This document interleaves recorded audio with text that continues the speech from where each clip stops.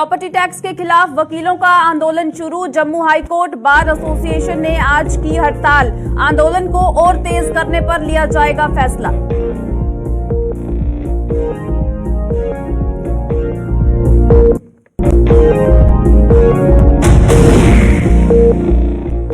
Jammu Srinagar highway पर यातायात बहाल होने से राहत। 24 फरवरी, 3 मार्च और 10 मार्च को बंद रहेगा हाईवे। संवेदनशील इलाकों में मरम्मत का काम करने का फैसला।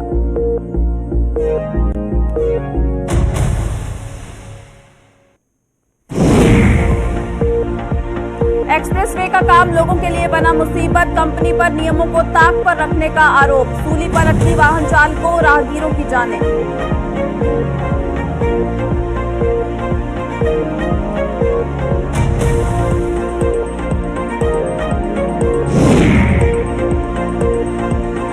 डोडा में सरेआम उड़ रही नियमों की धज्जियां। फुटपाथों पर अवैध पार्किंग पर प्रशासन हुआ मौन। डीसी कार्यालय के ठीक बाहर टूट रहे नियम कानून।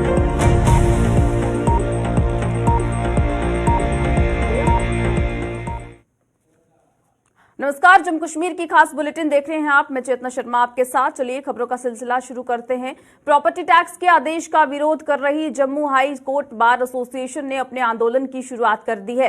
एसोसिएशन के बैनर तले आज वकील हड़ताल पर चले गए हैं, जिसके चलते जम्मू हाई कोर्ट में आज कामकाज पूरी तरह से ठप हो गया। एसोसिएशन ने बुधवार को ही ऐलान कर दिया था कि जम्मू कश्मीर में प्रॉपर्टी टैक्स को किसी भी सूरत में बर्दाश्त नहीं किया जाएगा और Kashmir high court bar association को भी विश्वास में लेकर एक बड़ा आंदोलन शुरू किया जाएगा, जिसके तहत बंद की कॉल भी दी जा सकती है।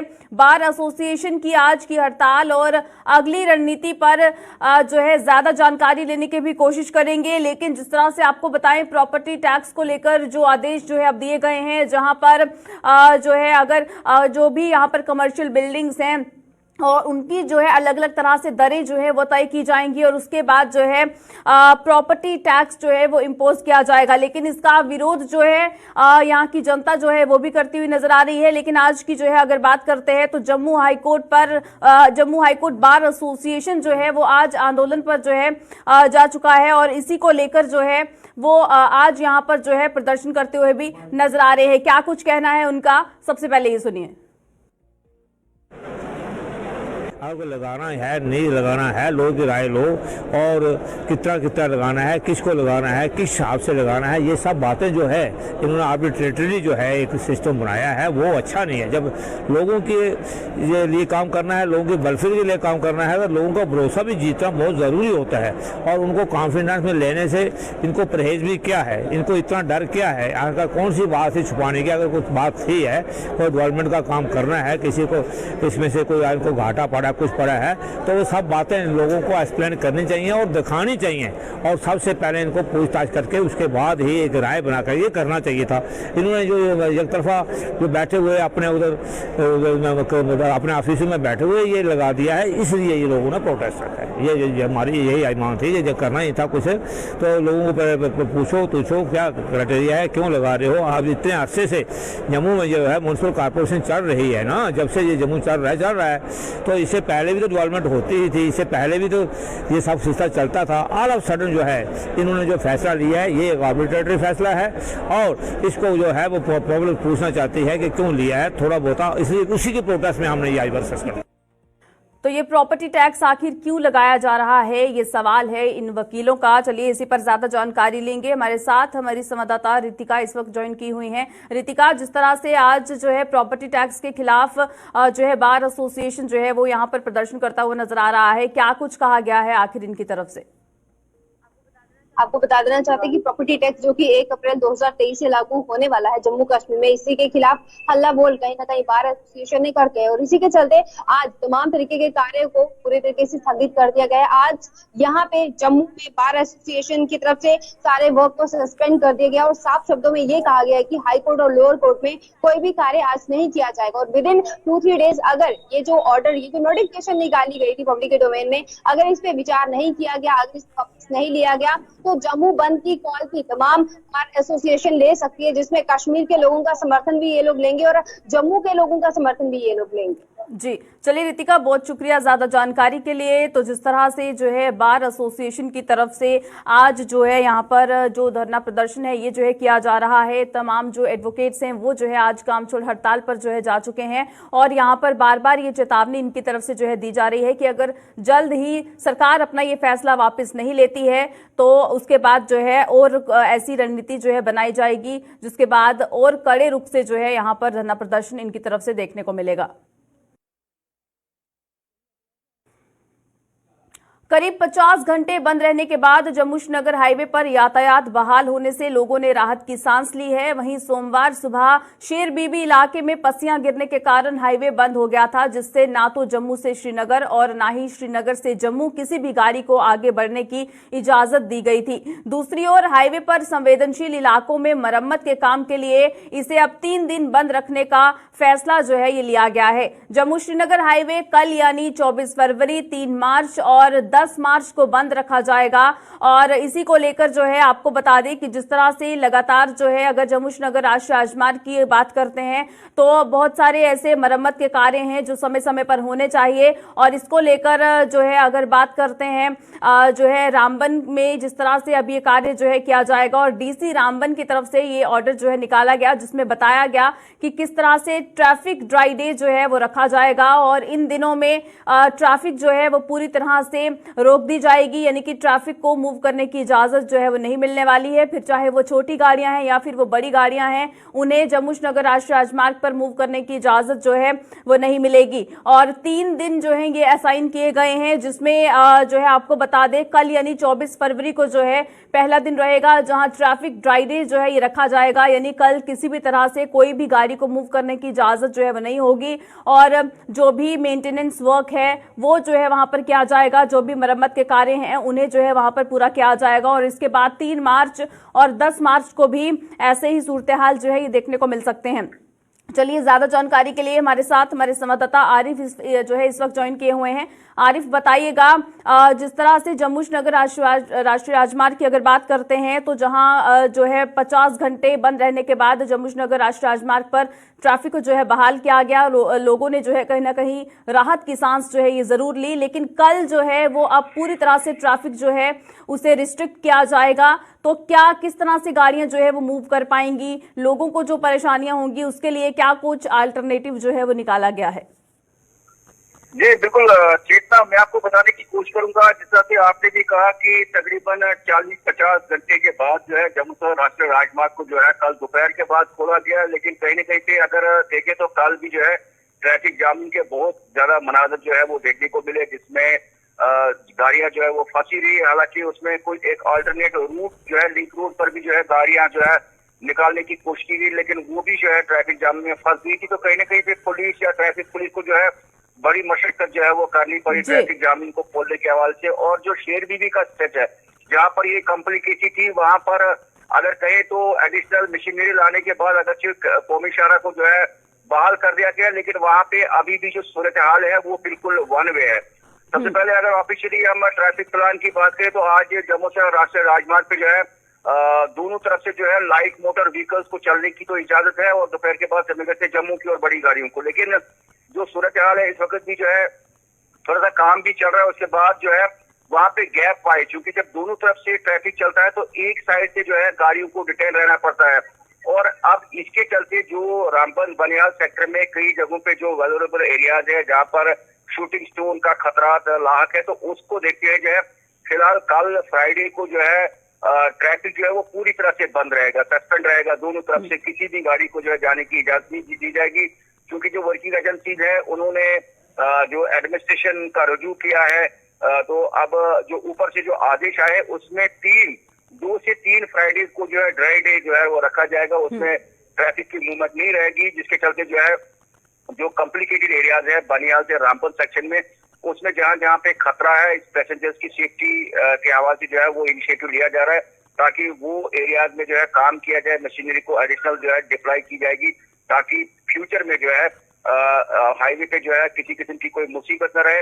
लेकिन आज भी अगर बात करें तो आज कौमी शाहरा पे तो ट्रैफिक की आवाजाही चल रही है, मौसम खुशगवार है, तो लेकिन कहीं ना कहीं पे जो है शेर बीबी के मकाम पे जो सिंगल वे है उससे कहीं ना कहीं पे ट्रैफिक जामिंग के खतरात जो है आज और जो है वो देखने को, हालांकि ट्रैफिक पुलिस अगर देखे तो बिल्कुल एक हंगामी बुनियादों पे जो है वो भी ट्रैफिक को रेगुलेट करने की कोशिश कर रहे हैं, लेकिन कहीं ना कहीं पे राहत जरूर है। लेकिन कल की डेट में अगर बात करें तो कल से जो है, कल फ्राइडे को जो है कोई भी ट्रैफिक मूवमेंट जो है जम्मू से राष्ट्रीय राजमार्ग पे जो है किसी भी गाड़ी को जो है वो चलने की इजाजत नहीं दी जाएगी। इस तरह से जो है ये सरकारी तौर पे एक आदेश जो है वो जारी किया गया है। जी चलिए आरिफ, बहुत शुक्रिया ज्यादा जानकारी के लिए। तो जम्मू श्रीनगर राष्ट्रीय राजमार्ग के हवाले से जो है अगर बात करें तो जिस तरह से जो अपडेट जो है सामने आई, जहां डीसी रामबन की तरफ से जो है ये आदेश जारी किया गया कि 3 दिन यानी कि 24 फरवरी से 10 मार्च के बीच 3 फ्राइडेज को जो है ट्रैफिक ड्राई डे जो है रखा जाएगा, जिस बीच पूरी तरह से ट्रैफिक को जो है रिस्ट्रिक्ट किया जाएगा। चाहे फिर वो छोटी गाड़ियां हैं या फिर बड़ी गाड़ियां हैं, उन्हें इस राष्ट्रीय राजमार्ग पर मूव करने की इजाजत जो है वो नहीं मिलने वाली है। वहीं दिल्ली अमृतसर कटरा एक्सप्रेसवे के तहत जम्मू पठानकोट हाईवे पर कठुआ जिले में पल्ली मोड़ में जारी काम लोगों के लिए आफत साबित हो रहा है। ये निर्माण करवा रही कंपनी की कार्यप्रणाली वाहन चालकों व राहगीरों के लिए खतरनाक साबित हो रही है। हाईवे के इस हिस्से पर सुरक्षा का कोई भी इंतजाम नहीं किया गया है, जिससे हमेशा हादसों का अंदेशा बना रहता है। जिस तरह से लगातार जो है अगर बात करते हैं अगर राष्ट्रीय राजमार्ग की, तो इस पर काम जो है ये जरूर चल रहा है। और दिल्ली अमृतसर कटरा एक्सप्रेसवे की भी अगर बात करें तो जोरों शोरों से काम जो है यहाँ पर हो रहा है, लेकिन इस बीच हादसे जो हैं वो भी दिन भर दिन बढ़ते जा रहे हैं। और इसी को लेकर जो है लोगों में भी काफी ज्यादा परेशानी है, डर जो है वो भी है। और जो चालक हैं, वाहन चालक या फिर जो राहगीर हैं, उनके लिए जो है ये जो डेवलपमेंटल जो कार्य है वो काफी ज्यादा खतरनाक जो है साबित हो रहा है। ज्यादा जानकारी के लिए हमारे साथ हमारे संवाददाता रंजीव मेहता इस वक्त ज्वाइन किए हुए हैं। रंजीव, बताइएगा, दिल्ली अमृतसर कटरा एक्सप्रेसवे जो है इस पर काम तो जो है ये जोरों शोरों से हो रहा है, लेकिन जिस तरह से इस काम के चलते ये जो सड़कों पर मलबा गिरा हुआ है या फिर जहां पर रोड जो है टूटे हुए हैं, जिस वजह से हादसे जो है वो काफी ज्यादा हो रहे हैं, इसको लेकर क्या कुछ जो है यहाँ पर ऐसे मेजर्स लिए गए हैं ताकि हादसे जो है यहाँ पर ना हो सके? और लोगों की तरफ से भी क्योंकि अगर ऐसे रास्ते हैं जहां पर इस तरह से काम हो रहा है, वहां पर भी उन्हें ये चाहिए कि वो अपनी जो स्पीड है गाड़ियों की उसे जो है थोड़ा धीमी कर ले ताकि हादसे जो है वो यहाँ पर ना हो सके। जितना मैं आपको बताऊं कि ये जो हमारे जम्मू में नेशनल हाईवे की 6 लेनिंग का काम, साथ एक्सप्रेस का काम, जो ज्यादातर इलाके की बात, ज्यादातर हाईवे पर ये इकट्ठा चल रहा है। पर ये जो रिक्शे आप बता रहे हैं, ये पल्ली मोड़ का अंडरपास बना हुआ है, ये है जहाँ पे नीमों को ताक पर रखकर जो निर्माण कंपनी है वो कार्य कर रही है और बड़ी सुस्त रफ्तार से, तशद्दुद चाल से ये काम चल रहा है। पिछले 2-2.5 साल से ये काम वहाँ पे शुरू किया गया है।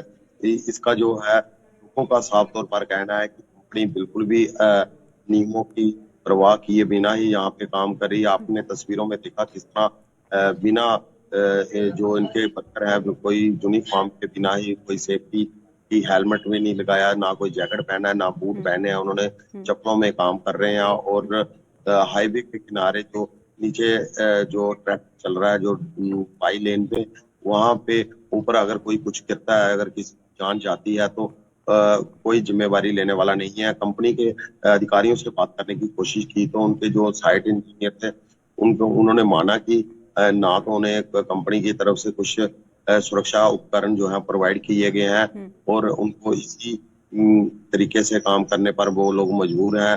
तो जब उनसे बात की, पहले उन्होंने हमसे बात करना ही नहीं चाहिए, और जब उनकी सुरक्षा की दुहाई दी तो उन्होंने बताया कि कंपनी की तरफ से उनको कुछ नहीं दिया जा रहा।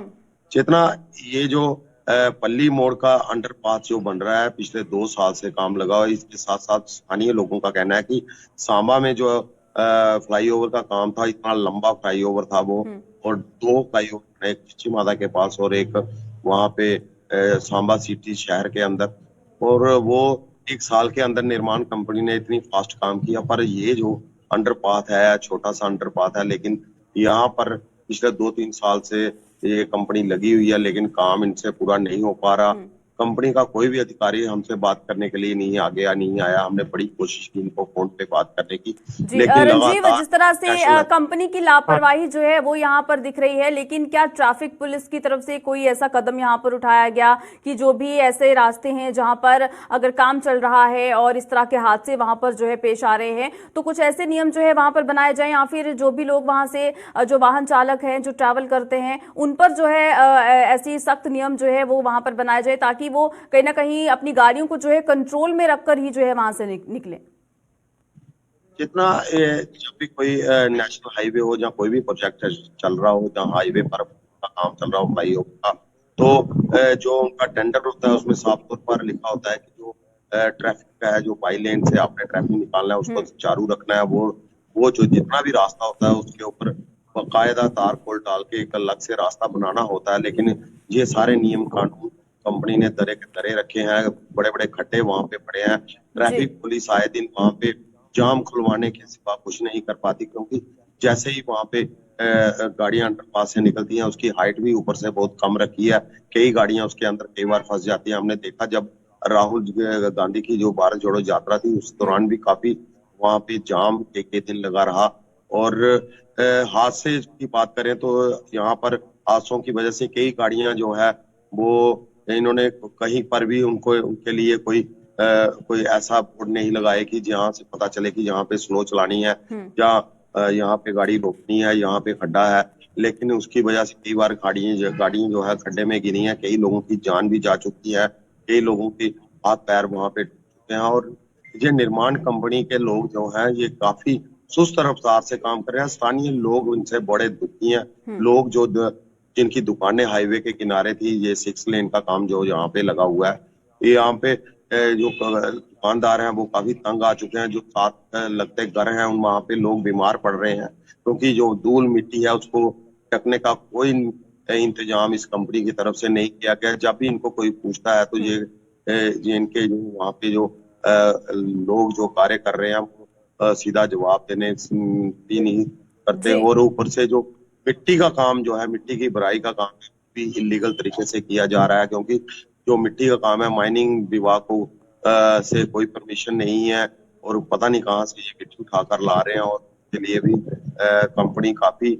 नियमों को, और नेशनल हाईवे अथॉरिटी की बात करूं तो अभी तक उनकी तरफ से भी कोई बयान देने सामने नहीं आया। जी चलिए रंजीव, बहुत शुक्रिया ज्यादा जानकारी के लिए। तो जिस तरह से जो है आपने देखा कि जो कठुआ में एक्सप्रेसवे का जो काम चल रहा है उसको लेकर किस तरह से लापरवाही जो है वो बरती जा रही है, आए दिन हादसे हो रहे हैं, लेकिन कोई भी ऐसा नियम कानून जो है वो यहाँ पर नहीं जो है बनाया जा रहा ताकि ये जो हादसे हैं ये पेश ना यहाँ पर आ सके। और कंपनी जिस तरह से जो लापरवाही बरत रही है, आखिर उनसे सवाल जो है कौन करेगा, ये भी यहाँ पर जो है देखने को मिल रहा है, क्योंकि आम जनता के सवाल जो है वो जरूर यहाँ पर उठ रहे हैं कि काफी लंबा समय जो है वो हो चुका है यहाँ पर एक्सप्रेसवे का जो काम चल रहा था, लेकिन अभी तक उसे पूरा जो है वो नहीं किया गया।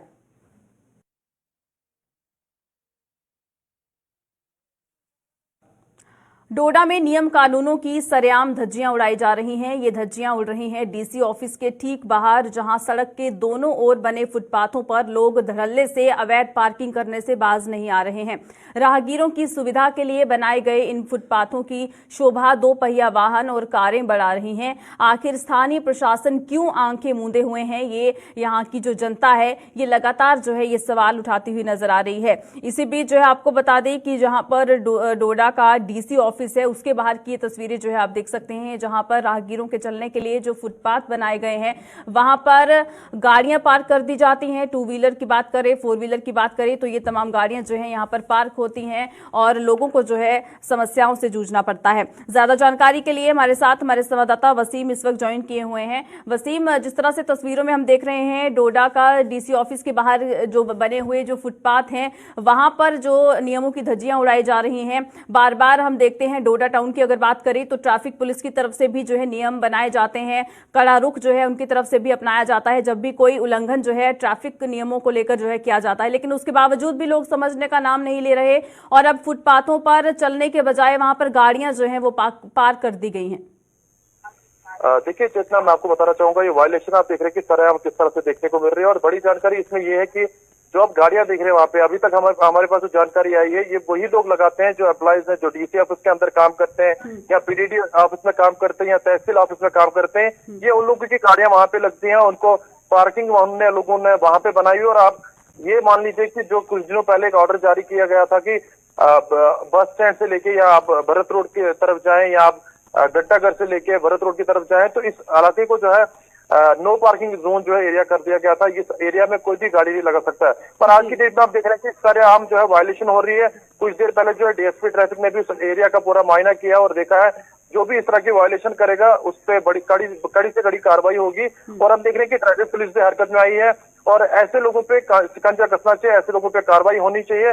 और जिस तरह से आप देख रहे हैं कि लोगों को चलने के लिए कोई भी रास्ता नहीं है, लोग काफी ज्यादा परेशान है, खास करके बुजुर्ग बच्चे, तो इसमें उन लोगों के ऊपर कानूनी कार्रवाई करनी चाहिए। और लोग हम देख रहे हैं कि किस तरह से सरेआम वहां पे वायलेशन करते हैं और हर गाड़ी के पीछे, हर बाइक के पीछे जो है डीएसपी ट्रैफिक या उनका महकमा नहीं रह सकता है, क्योंकि पूरा बहुत बड़ा एरिया है। किश्तवाड़ भी वही संभालते हैं या मोटर व्हीकल महकमा जो भी अच्छा काम कर रहा है। पर उन लोगों को भी थोड़ा सा देखना चाहिए कि हम कहाँ पे अपनी गाड़ी पार्क कर रहे हैं। देख रहे हैं आपकी किस तरह से कुछ लोगों ने अपनी गाड़ियां वहां पे पार्क की हैं, तो ये गलत है। इस चीज को कोई भी जो है एक्सेप्ट नहीं करेगा, ये गलत है। जो चीज गलत है उसको हम गलती दिखाएंगे, जो चीज सही होगी वो उसको हम सही दिखाएंगे। तो उन लोगों के लिए आगे के लिए ध्यान रखना होगा।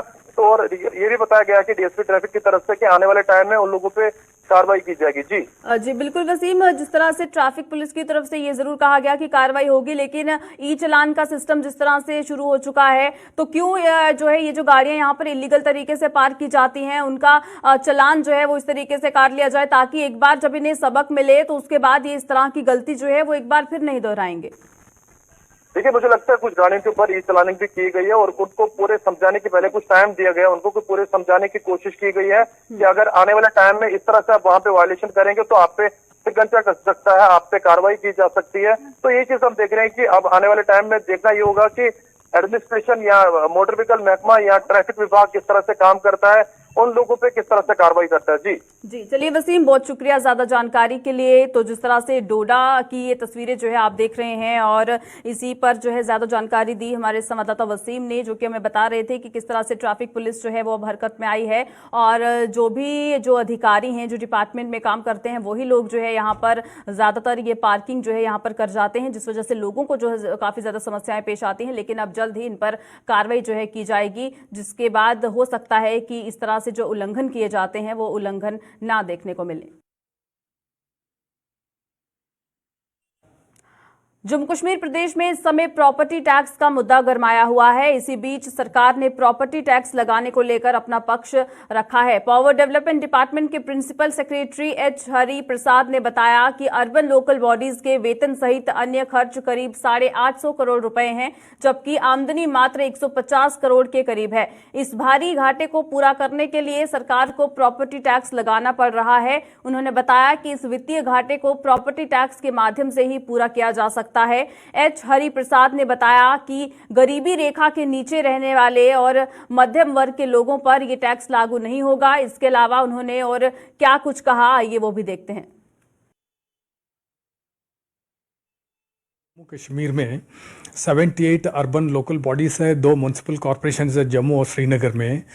उनका जो म्यूनसिपल सर्विसेज देने के लिए उनको जैसे सैनिटेशन की सर्विसेज है, पार्क्स एंड गार्डन्स को इम्प्रूव करना है, रोड को इम्प्रूव करना है, जैसे और भी अन्य म्यूनसिपल सर्विसेज देने के लिए उनको पैसे की ज़रूरत पड़ती है, उनको रेवेन्यू की ज़रूरत है। आज का दिन देखेंगे अब 2021-22 में हमारे जो सारे जम्मू एंड कश्मीर के अर्बन लोकल बॉडीज़ के जो सैलरी और ऑपरेशनल एक्सपेंडिचर 21-22 में 650 करोड़ रुपए रहे और करंट फाइनेंशियल ईयर में 2022-23 में 850 करोड़ के आसपास है। अगर हम आमदनी देखेंगे, सारे हमारे लोकल बॉडीज़ के आमदनी 21-22 में 115 करोड़ रहे और इस साल में तकरीबन 120 या 25 करोड़ तक पहुंच जाएंगे। अगर हम देखने से यहाँ बहुत बड़ा रेवेन्यू का गैप है। हमें अगर अच्छे सर्विस लोगों को देने के लिए म्यूनसिपल फाइनेंसेस को स्ट्रेंथन करना सबसे ज़्यादा आवश्यक है, क्योंकि ये प्रॉपर्टी टैक्स एकमात्र सोर्स है जो सबसे ज़्यादा म्यूनसिपल लोकल बॉडीज़ को सोर्स ऑफ इनकम है। तो उस वजह से अगर हमारे म्यूनसिपल सर्विसेज को हमें स्ट्रेंथन करना है, म्यूनसिपल अर्बन लोकल बॉडीज को हमें स्ट्रेंथन करना है, उनको ऑटोनमस, फाइनेंशियली ऑटोनमस करना और पावर्स को डेवोल्यूशन करना है, उनको एक स्ट्रॉन्ग अर्बन लोकल बॉडीज बना के फंक्शनल और करना है। तो हमें उनकी फाइनेंशियल्स को भी स्ट्रेंथन करना है। उसके द्वारा अगर हमें अच्छे म्युनिसिपल सर्विसेज को लोगों को उपलब्ध करने के लिए फाइनेंसेस की ज़रूरत है। सरकारी ग्रांट्स तो है, मगर सरकारी ग्रांट पूरा जो घाटा है उसको पूरा नहीं कर पाएंगे। म्युनिसिपल एडमिनिस्ट्रेशन को, म्युनिसिपल कॉर्पोरेशंस और म्युनिसिपल बॉडीज को फाइनेंशियली स्ट्रॉन्ग, इंडिपेंडेंट और ऑपरेशनली एफिशिएंट एंड इफेक्टिव करने के लिए प्रॉपर्टी टैक्स को हमने नोटिफाई किया है। ये हमने ध्यान में रख के किया है कि ये पहली बार लग रहा है, क्योंकि ये मॉडरेट हो, उसमें इकोनॉमिकली वीकर सेक्शंस और लोअर मिडिल क्लास इसमें एक्सक्लूड हो और उनको ऊपर हमने कोई टैक्स नहीं लगा है। हम बिल्कुल इसको कैंपेन मोड में इसको आईएसी कैंपेन करेंगे, लोगों को पैम्पलेट्स के द्वारा और प्रेस नोट के द्वारा और बुकलेट के द्वारा कैसे कैलकुलेट करना, ये सारा हम ऑनलाइन सारा उसको हम लोग डेवलप करके हम होस्ट करेंगे। उसके साथ ही हम प्रिंट मीडिया के द्वारा भी उसको हम पब्लिश करेंगे और पैम्पलेट्स और अन्य जो मटेरियल्स भी हम करेंगे, वर्कशॉप्स करेंगे। उसके साथ ही और स्टेक होल्डर्स के लिए अगर ज़रूरत पड़ने से हम लोग ट्रेनिंग सेशन, कैंपेन, जो अवेयरनेस कैंपेन है वो हम लोग जहां जहां जरूरत है वहां हम करेंगे। चलिए, बुलेटिन में फिलहाल इतना ही। दीजिएगा इजाजत। नमस्कार।